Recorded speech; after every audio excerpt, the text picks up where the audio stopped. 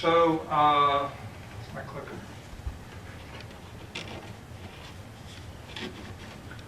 So Roger texts me for the last few weeks, usually around Tuesday. He'll say, what's the topic this week? And so I told him this time, I said, well, it's another exciting episode in the continuing saga of Wonderfully Made. And today we're going to talk about the eyes. Last week we talked about the ears. Before that, the heart, lungs, and taste and hands. And I hope you guys tell me that you like this and that you want me to continue. So I hope you are getting something out of it. Again, there's some anatomical pictures up here that might be a little unsettling for some. So just be aware. Now the eyes are the windows of the soul, it's said. Some say that's from Shakespeare, but it appears also in a slightly different form in writings older than that. There's recordings by Cicero in the 1st century BC where he says the eyes are the window to the soul. Interestingly enough, there was a study out of Sweden published that seems to back this up. And the main researcher there says our results suggest people with different iris features. If you don't know what the iris is, stay tuned, we're going to see. Different iris features tend to develop along different personality lines, says Matt Larson, a behavioral scientist who led the study at Örebro University. So as we just saw, eyes come in many different shapes and colors. But there's so much more to the eye than what we see when we look at someone's face. So let's look at the eye in more detail. Can everybody see that okay? Mm-hmm. All right. So basically, this is a side view of the eyeball.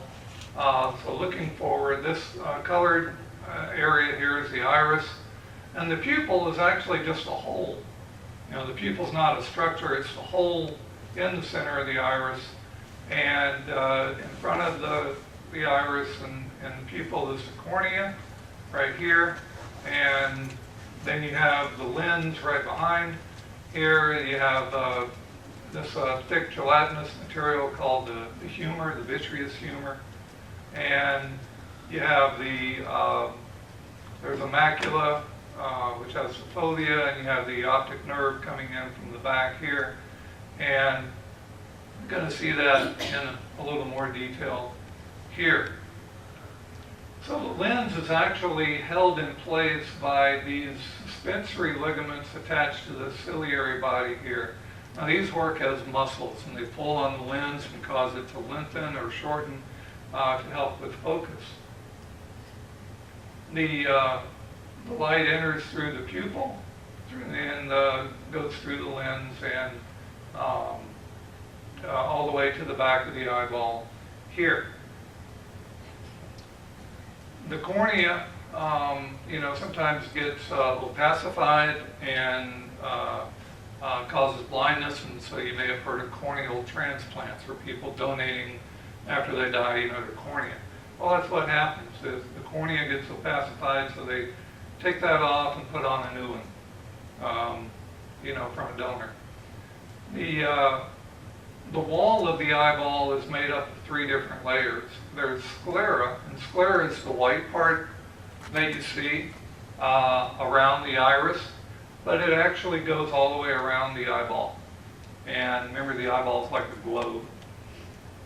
Then you have the choroid layer, and then the retina here across the back half of the eye.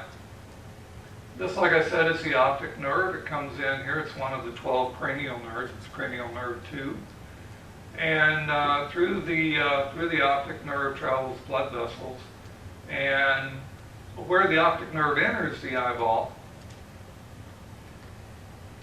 is the optic disc, which is right here. So here you see the optic disc. You see the blood vessels coming out and branching all around. And then this area here is called the fovea. Now, if we have time, we're going to come back to the fovea in the optic disc and do a little experiment. So just file that away in the back of your mind for now. But the image, as it comes through the pupil and through the lens, is actually centered on the fovea centralis, not on the optic disc. So again, here's the fovea. That's where the image goes. So how do we see? Excuse me.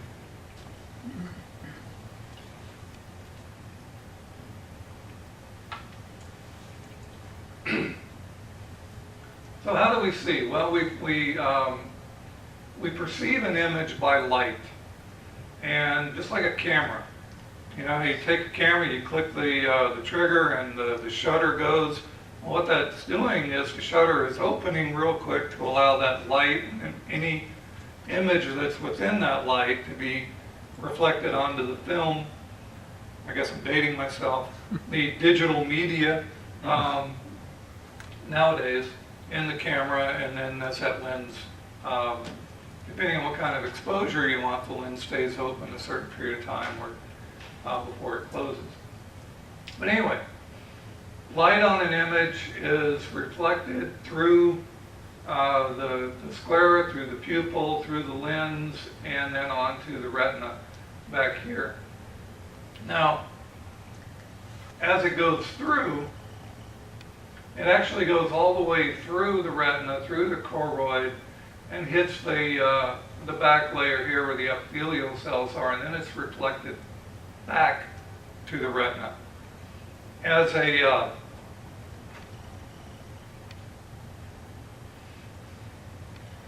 consequence of all that, the image is actually turned upside down and then backwards. I don't know if you can, from where you are, see the detail here, but you see here the ducks are swimming on a pond, obeying gravity. They're on top of the water, and they're facing to the right. But if you look on the retinal image, they're actually upside down and facing to the left. This is as a result of a process called refraction.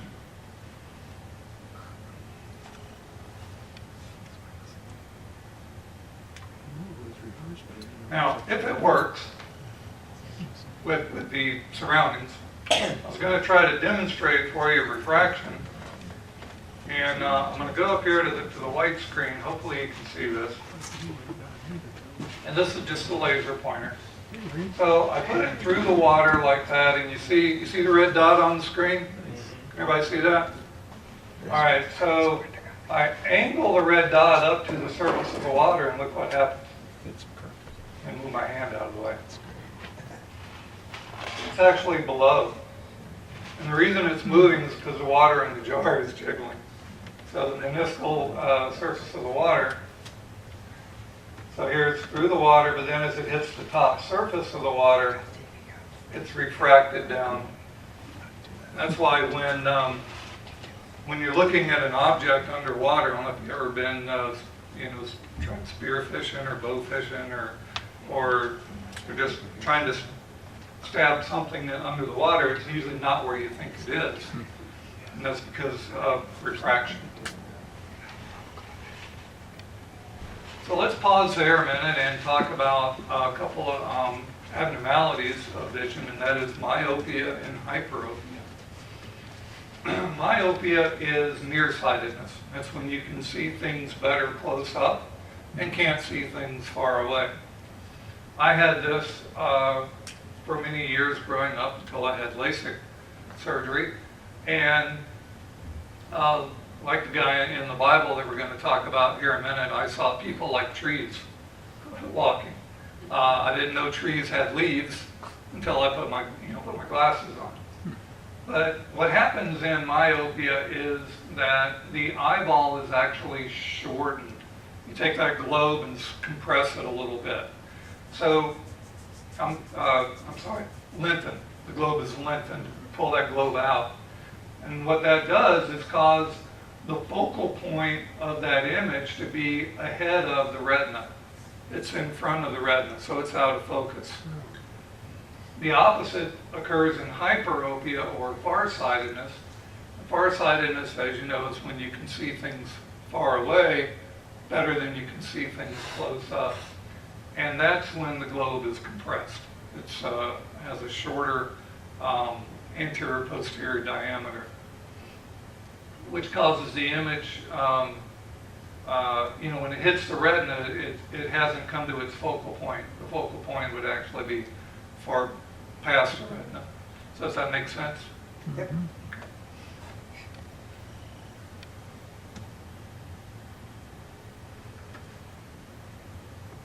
So just another picture to demonstrate myopia, where the focal point occurs way before the retina. So by the time the retina is trying to pick up something, an image, it's not in focus. That focal point needs to be right on the retina for it to be in focus.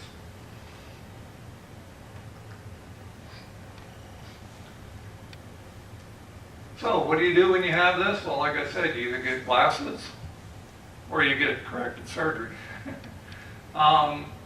So for hyperopia, requires a convex lens to change that refraction and that focal point to put it right on the retina. And of course, that's highly individualized. The optometrist or ophthalmologist does that thing where he goes, which is better, 1 or 2, 2 or 3, 3 or 2, and you're about ready to go, I don't know, just give me something. Tired. And for myopia, it's a concave lens is required. So movement of the eye. How do we move our eye? You roll your eyes, you look out the side of your eye, or you look cross-eyed, How does all that occur? Well, there's a series of muscles called the extraocular muscles, or EOMs. And they're centered around the eye, like so. If you're looking at the front of the eye, this, of course, would be the right eye. So you have the lateral rectus. So when this muscle contracts, the eye moves temporally or laterally. Medial rectus pulls the eye in. Superior rectus rolls the eye up. Inferior rectus rolls the eye down. So those are pretty simple so far, but then you have a couple of what's called obliques. The inferior oblique is attached in such a way to the eyeball that where when it contracts, it's going to roll the eye down and in. So that enables you to look with my right eye, my hand over here. Okay, it's down and in. Whereas the superior oblique is attached in such a way that the tendon actually travels through a little ligament here that acts like a pulley called the trochlea. So and that's attached to the inside part of one of the nasal bones. So the pulley is. So when that muscle contracts, it pulls that tendon, pulls it through the pulley, so it actually rolls the eye down and out. So you say, okay, well, if I want to look to my right, okay, that's the right lateral muscle, but it's the left medial muscle that has to work together. And of course, those are by another set of cranial nerves, or what causes that movement. So that's pretty cool, right? I think so. Again, you can see here where all these muscles attach. The inferior oblique attaches to the lower maxilla bone. The superior oblique, as like I said, attaches to that tendon there, or ligament that acts like a pulley. There, the trochlea, and then the other muscles are attached at the apex of the bony orbit back here. Color vision. How do we see color? Well, that's pretty cool in and of itself as well. We have different kind of cells called rods and cones. Okay, cones, and that's the way I was able to remember it all through school. Cones start with a C, color starts with a C. So the cones are what help us to perceive color. And we have different kinds of cones for different colors. Rods You can see they're shaped more like a rod, and rods are more for what's the word I'm looking for?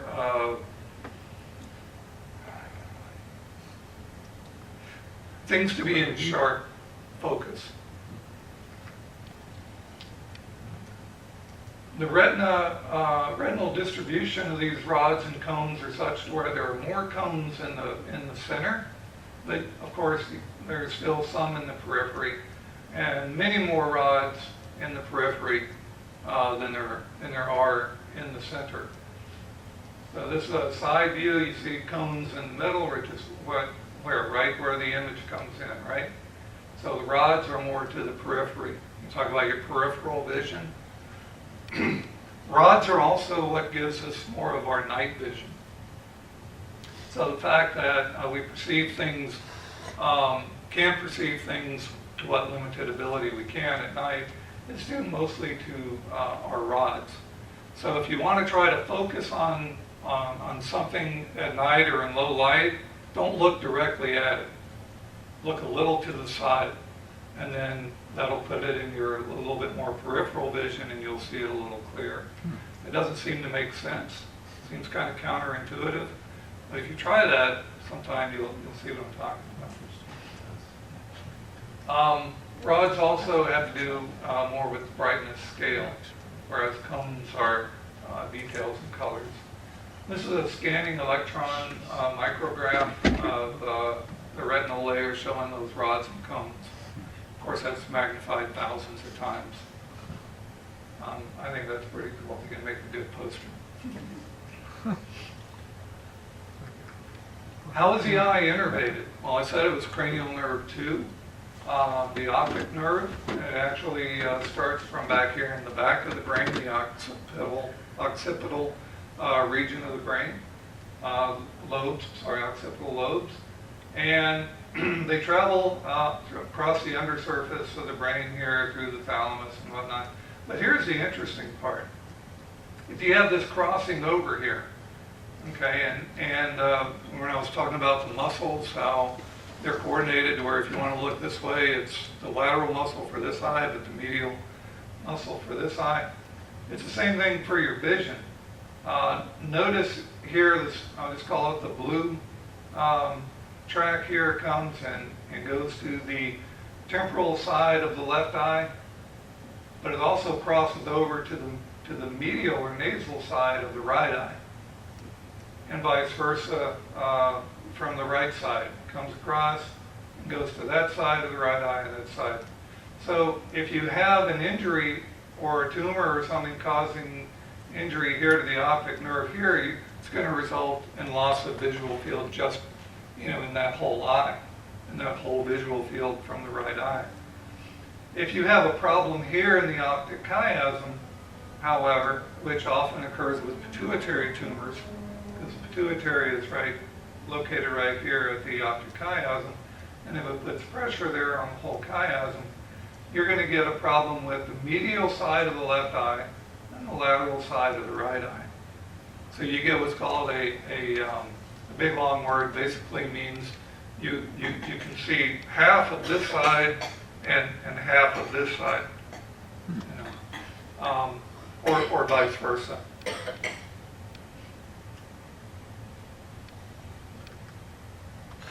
And that's just another example of that. Now, like I said, if you have a problem here, you would lose it on the lateral side of this field of vision and the medial side of that visual field. All right, I think we're doing okay. There's a quick experiment here. I told you that the image is focused on the fovea and not on the optic disc, but did you know that your optic disc actually does not pick up any image whatsoever? You have what's called a blind spot. And as Christians, do we sometimes have blind spots? And this blind spot, I think, is really interesting because if you just look out, okay, you don't see an area where there's no image, right? I mean, you don't see like a blank anywhere, okay? But you know, you can see it. So if you'll do this, close one eye, either eye, doesn't matter. Put your fingers straight out in front of you. Has to be straight out. Put your finger on some point. Okay, you can use my nose if you want to. Doesn't matter. But you want at some point that you can focus on. Now, as you're looking, you see the tip of your finger and you see the point that you have it on, right? Right? Mm-hmm. Okay. Now, keeping your eye on the point you're focusing on, not on your finger, slowly move your finger with only one eye. Slowly move your finger to the right.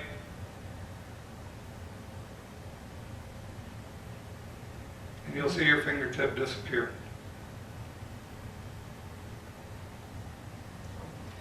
It's only about 5 or 10 degrees.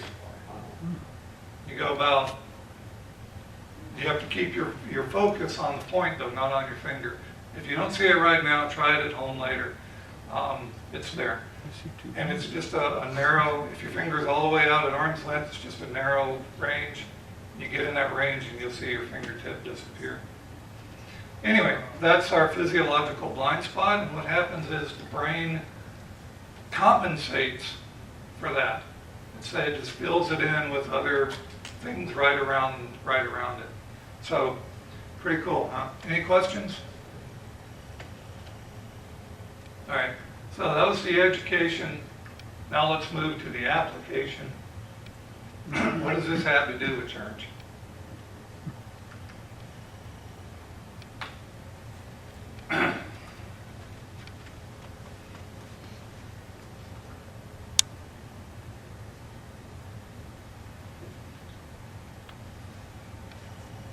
So this will be the key verse for the lesson. Ears that hear and eyes that see, the Lord has made them both. We are fearfully and wonderfully made. Genesis 3:5 says, "For God knows that when you eat from it, your eyes will be open, and you will be like God, knowing good and evil."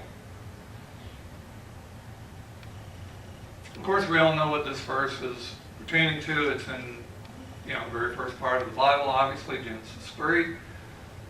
But what's going on here? This was, who's talking, first of all? Satan. Satan, right. So Satan's temptation was all the more powerful. Why? Because there was some truth in it. Okay? If you want someone to believe a lie, put a little truth in it. It makes it a lot more believable. So it was true that their eyes were opened. Filled in Genesis 3:7, we see a little later on. But their eyes were opened instantly to what? To their own sin and rebellion. Their eyes were open, they did know good and evil, but what did Satan tell them? That they would be like God, right? Well, they were not as gods, but their eyes were open. So a complete lie is rarely effective in temptation. What does Satan do? He couples it with a little bit of truth.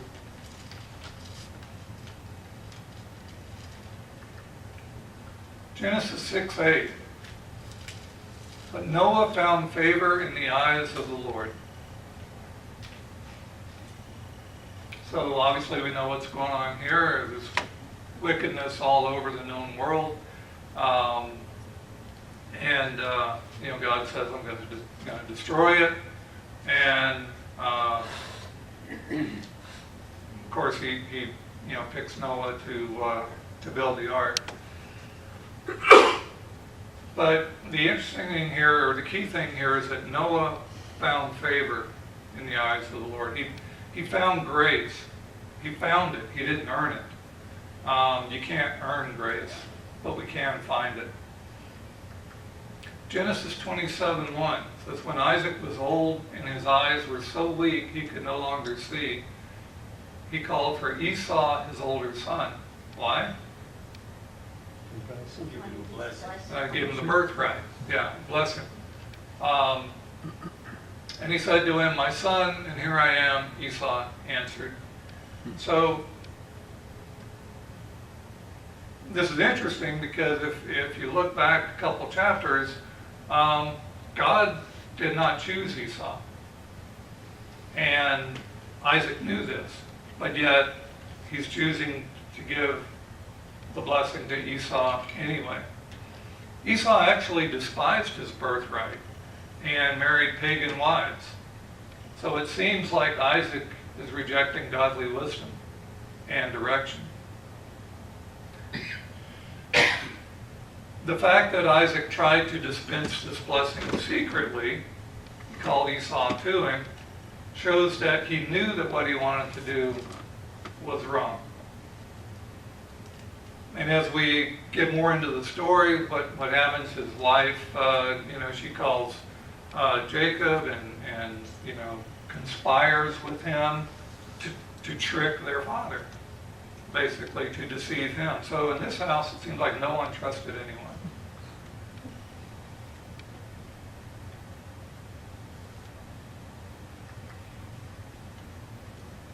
But you know the story.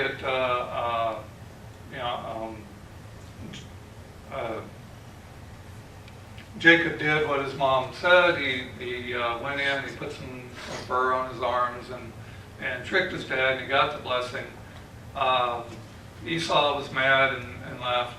But as we see here, it did have a happy ending. As many years later, Jacob has been blessed. He's got lots of herds. He's got lots of property. He's got a big family. And he found out that Esau was nearby, and he wanted to make amends. And the way he did it was to send flocks and herds and whatnot as gifts to his brother through messengers. Right. Pardon me? He bribed him. Yeah, or peace offering, you might say. And Esau accepted him. And he not only accepted the gifts, which in that culture, accepting a gift from someone is accepting them as friends. You didn't accept a gift from someone you intended to keep as your enemy. And he said, no, here, you can have these back. The Lord's blessed me too. I have plenty. To take your flocks back. And this is Jacob's response. No, please. If I have found favor in your eyes, accept this gift from me. For to see your face is like seeing the face of God, now that you have received me favorably. So after all that trickery and deceit years ago, God reconciled them and brought them back together. This phrase, found favor in your eyes, that occurs multiple times in the scripture. It was apparently an idiom of that time. Exodus 15:26. He said, if you listen carefully to the Lord your God and do what is right in his eyes, if you pay attention to his commands and keep all his decrees, I will not bring on you any of the diseases I brought on the Egyptians, for I am the Lord who heals you. Does anybody know what's going on here? What's the backstory?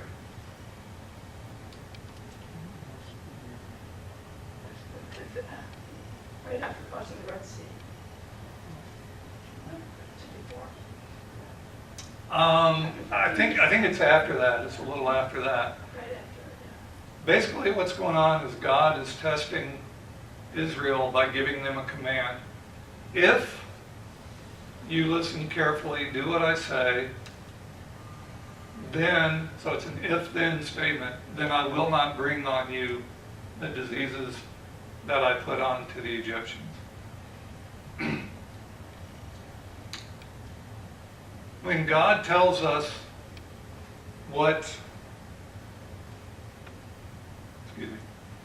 when God tells us something to do, is he testing us? Maybe in a way. See, was he testing Jonah? our obedience determines whether we pass the test or not. If he gives us something to do and we don't do it, we don't pass the test. I remember one time when a brother came to me and he says, we need to talk. And he confronted me about something. And I was thinking later, and I was talking to him, I said, man, that took a lot of guts, you know, for you to come. He goes, God told me to do it. You know, I had to. And so when God tells us to do something and we know it's from God, we need to do it. So when he says, I will not put any of the diseases on you, in many ways, God is saying that their physical health was directly connected to their obedience. And if you look at a lot of the commands or the laws, a lot of them were for hygiene and for health. In fact, there was a doctor that wrote a book, and I didn't write the title down, I think it's None of These Diseases, where he explores that concept about the laws of God and how they're, were to keep not only the Israelites healthy, but us also. We move on into Numbers 13:33. It says, we saw, so with the eyes, the Nephilim there, the descendants of Anak came from the Nephilim. We seemed like grasshoppers in our own eyes, and we looked the same to them. Anybody know what's going on here? When Joshua sent the men out to spy the land, and before they entered it, it says, go check it out, see if we can conquer it. They were doing a recon mission, and the majority, two of them came back and said, yeah, we can do it. This is the promised land. God told us, we can do this. But the majority of them answered and said, no, there be giants there. We seem like grasshoppers to them, and certainly in our own eyes as well. They're all terrible exaggerations, basically, and they're just lies. Two men could see the exact same sights.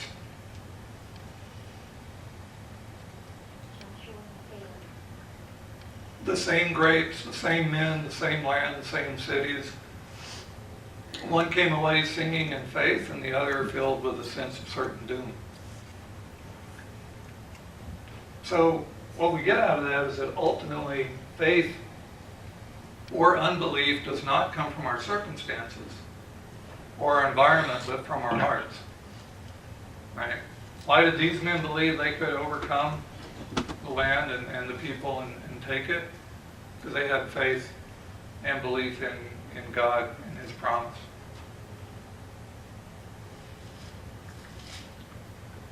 Numbers 22:31. Then the Lord opened Balaam's eyes, and he saw the angel of the Lord standing in the road with his sword drawn. So he bowed low and fell face down. Bill, you're grinning. Do you know what the story is? Yeah, it's when he was supposed to curse the Israelites. Instead, he wound up blessing them. And what happened along the way? Oh, the donkey? Yeah. It's talking to him. This is when Balaam's donkey talks to him. They refused to go. Well, we go back a little bit into the story, and what happens is this one king sent for Balaam because he was a prophet, and he sent the messenger with money and gifts, and he says, here's the prophet fee. I want you to come and curse the Israelites. And what if Balaam is following God, what should he have said right at the beginning? No, but instead he said, well, I can't do that, but, you know, it's like when you watch those movies and the guy says, well, I don't know anything, and then they take money out of their pocket. He says, well, I might be starting to remember, and they take more money out, you know. 3 times he tells these messengers, he says, you know, I really can't go, but tell you what, stay here tonight. I'll sleep on it. I'll pray about it, right? God appeared to him and said, "Don't go." On I think the second time, and then Balaam again, you know, told him, well, you know, God tells me I shouldn't go, but stay the night again, and I'll pray about it. So finally, God said, "All right, go." But what happened along the way is they're traveling along this little path, and the donkey stops. So, you know, wouldn't want to go forward. It starts to turn away, and Balaam, you know, whatever he does, kicks him or beats him. And donkey still doesn't move. He tries to get him to go again, and the donkey turns away, beats him again, starts to go again, donkey turns away. He's beaten, the donkey just sits down and finally turns around and says, "Why are you beating me?" And if you look at the verse, it doesn't appear that Balaam is awestruck that the donkey's talking to him. He's so mad that doesn't register. So what happens is he sees this angel or figure of light in the path. He's got a drawn sword, and he's standing in the road, and so now finally God's got Balaam's attention. And some commentators say that because of the words that he says here, let me just read it. The angel of the Lord appears to Balaam, and he says, "Your way is perverse to me." The angel of the Lord rebuked Balaam for his mistreatment of his donkey, but especially because Balaam's way was perverse. God told him not to go, but finally God said, "Okay, go. See what happens." It wasn't a "you have my permission," but it was a "go and see what happens." But since the angel of the Lord tells Balaam that his sin is against him personally, it indicates that maybe this is an Old Testament appearance of God the Son. And what happens is, you know, the angel also tells him, says, "If you had not finally listened to your donkey, I would have killed you to prevent you from going." Read the story. Read the rest of the story. It's interesting because Balaam, he does, the angel does tell him, "Go ahead and go, but you're going to say what I say to say." Next, Deuteronomy 4:9. "Only be careful and watch closely so that you do not forget the things your eyes have seen, or let them fade from your heart as long as you live. Teach them to your children and to their children after them." Do not forget the things your eyes have seen, or let them fade from your heart as long as you live. So not only are we to not forget ourselves, but we're also to pass on that information and that knowledge to our children and our children's children, so that they'll know and remember. Judges 13:1. Again, the Israelites did evil in the eyes of the Lord. So what happened? The Lord delivered them into the hands of the Philistines for 40 years. So note that first word again. We see indicates a recurring pattern there. And indeed, we see that as we read through the history books of the Old Testament. They're continually disobeying. God continually takes them back, but there's consequences in between. This particular verse here is relating to what's leading up to the birth of Samson. They're in the hands of the Philistines. they ask, pray for a deliverer. God brings up Samson. And you all know the story of Samson. Job 42:5. My ears had heard of you, but now my eyes have seen you. We talked about this a little bit last week. We were talking about the ears. But now we're going to focus on the eyes. So again, this is Job talking to God after his trial and testing that God allowed Satan to put him through. And having come out at the end through it all, this is Job's response to God. He says, my ears had heard of you, but now my eyes see you. Have seen you. They do see you. They see what you've done. They see that you're all powerful, that you're, the provider. I'm just kind of going along. If anybody has anything to say, just, don't hesitate to say something. Matthew 13:16 says, but blessed are your eyes because they see, and your ears because they hear. This also is a verse that was used last week when we were focusing on ears, but it also applies this week with eyes. What's happening? Who's speaking here is Jesus, right? And it's his response to the disciples asking him, why do you speak in parables? And he says, for this people's heart has become calloused. They hardly hear with their ears, and they close their eyes. If they saw with their eyes and heard with their ears and understand with their hearts and turn, then I would heal them. But they've already become hardened and calloused, and they don't want to see or hear. But blessed are you, because your eyes and ears are open.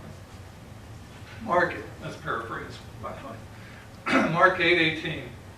Do you have eyes that fail to see and ears that fail to hear? And don't you remember?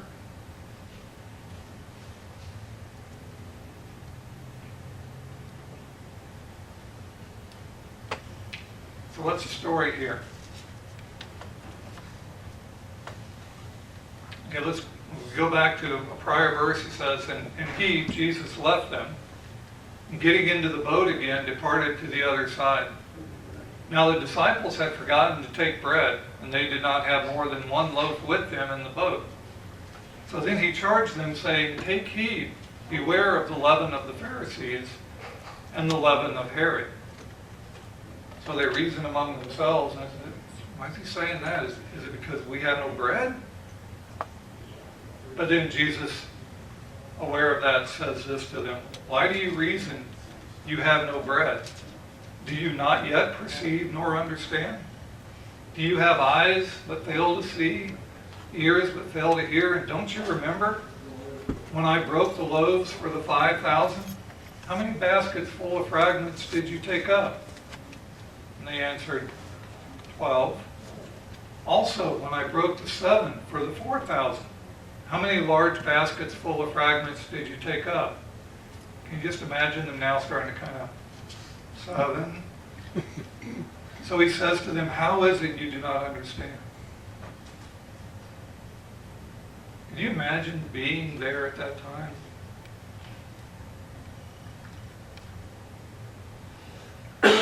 Mark 8:23. He took the blind man by the hand and led him outside the village. When he had spit on the man's eyes and put his hands on him, Jesus asked, do you see anything?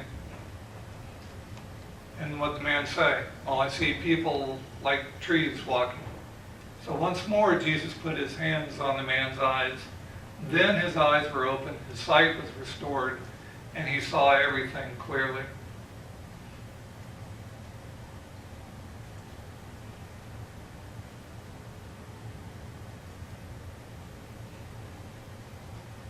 Again, we see another different way that Jesus did healing. Remember last week we talked about some he just touched and they were healed, some he just spoke the word, some just touched him or the hem of his garment. But here, this is the only recording in the Bible of a progressive healing that we know about. A two-step healing, if you will. Why do you think that was? Any ideas? I mean, we know he was capable of just saying the word and the guy would have been healed. He could have just touched his eyes and he would have been healed. Maybe just to show that God is so powerful, he's not limited to just one, way of doing things or bringing healing. Luke 2:30, for my eyes have seen your salvation. And if you don't know the story, or it just doesn't ring familiar to you, the reference should be a clue. Luke 2, what's going on in there? The birth of Jesus, right? So Luke 2:30 is when they bring the child the Christ child to the temple, and as they're coming in, there's Simeon, right? And it goes like this: behold, there was a man in Jerusalem whose name was Simeon. Some say Simon. And this just and devout, waiting for the consolation of Israel. And the Holy Spirit was upon him. And it had been revealed to him by the Holy Spirit that he would not see death before he had seen the Lord's Christ. So he came by the Spirit into the temple. The Spirit is leading him to the temple on this particular day at this particular time. When the parents brought in the child Jesus to do for him according to the custom of the law, he took him up in his arms, blessed God, and said, Lord, now you are letting your servant depart in peace, according to your word. For my eyes have seen your salvation, which you have prepared before the face of all peoples, a light to bring revelation to the Gentiles, and the glory of your people Israel. So we can infer some things from that. Simeon was a man who knew how to be led by the Holy Spirit, both in hearing God's promise and in being prompted to go to the temple at the right time. Simeon now had the peace of seeing God's promise fulfilled in his life. That was God's promise to him, that you will see my promise come to fruition before you die. And he says, now you're letting your servant depart in peace. So the amazing thing about Simeon's prophecy is that it shows that this light is also for the Gentiles. That's what's also specific about this at this particular time. And we'll see as we go through the New Testament and different books that there was resistance to that concept of among the Jews that this should be for the Gentiles too. But God is saying right here, it is. Luke 10:23. Then he turned to his disciples and said privately, blessed are the eyes that see what you see.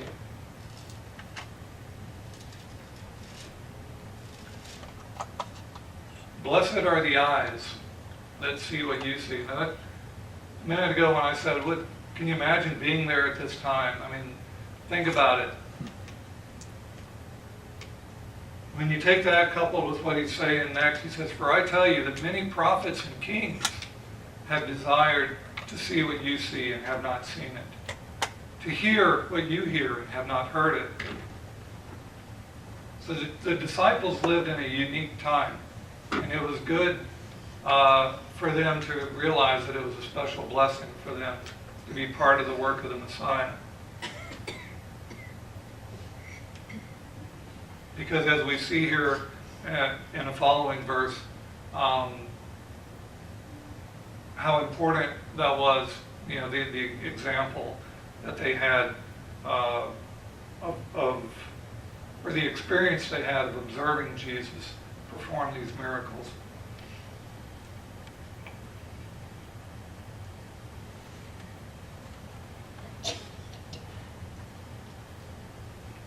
when he says many prophets and kings, so it's not just worldly kings, these are prophets, maybe referring back to some great men of the Old Testament.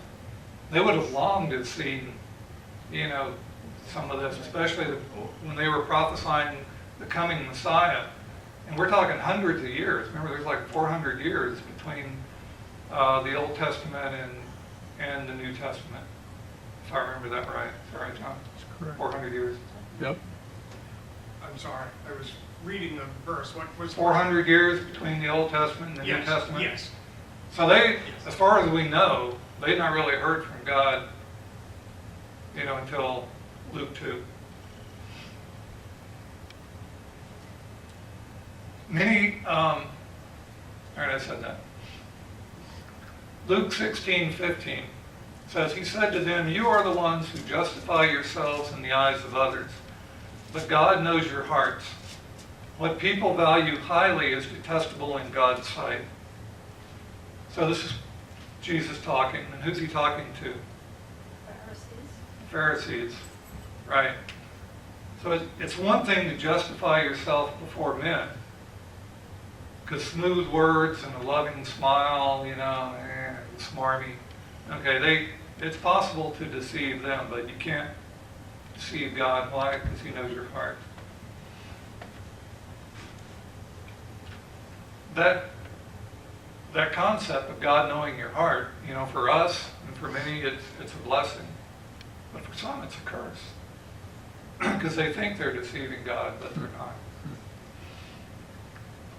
John 9:30 says, the man answered, now that is remarkable.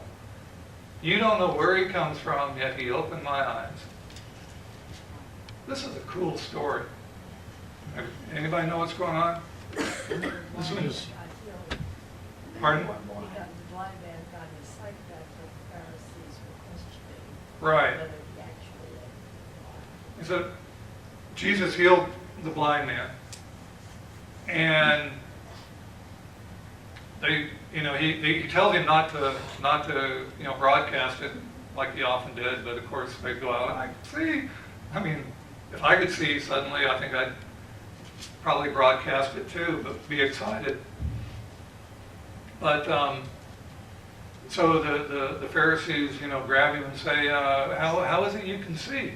And he says, well, that man healed me, Jesus, And it can't be, his work is from the devil. And they also bring in this guy's parents and say, is this your son? Was he blind from birth? Maybe he's tricking us, So no. They say, because they were afraid of the Pharisees, they said, well, he's of age. You ask him, let him tell you himself. So what did the guy answer? He says, we know that God does not listen to sinners. He listens to the godly person who does his will. Nobody has ever heard of opening the eyes of a man born blind. If this man were not from God, he could do nothing. So, of course, they get mad, and he says, you were steeped in sin at birth. How dare you lecture us? And they threw him out. And as Paul Harvey used to say, and now, the rest of the story. Jesus heard, I'd often heard that first part of the story, but I don't think I ever remember hearing this part.